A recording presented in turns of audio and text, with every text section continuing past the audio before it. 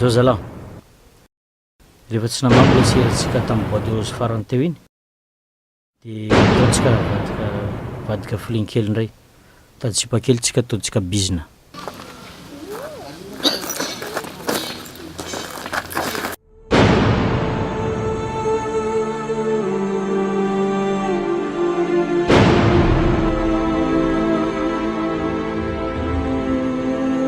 Andriamatoko amin'ny sera mba ataovy izay hitanareo ny zanako fa tsy manana fa tsy mitokany ny ainga zahay.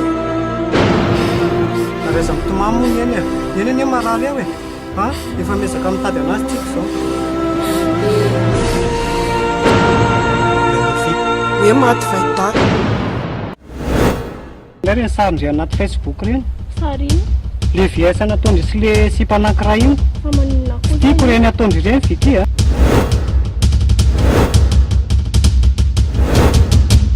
tsy takivahita tsy manana fatsina kisa.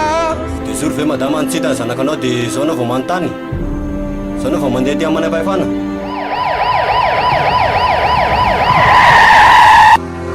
Efa tonga ato anatin'ny getasy ianao zao. Ok, jere mazao e.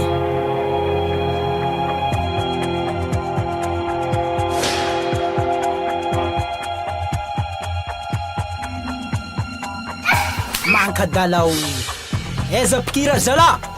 Mitady avant-monde tout. C'est pas l'amour que je veux, tu vois.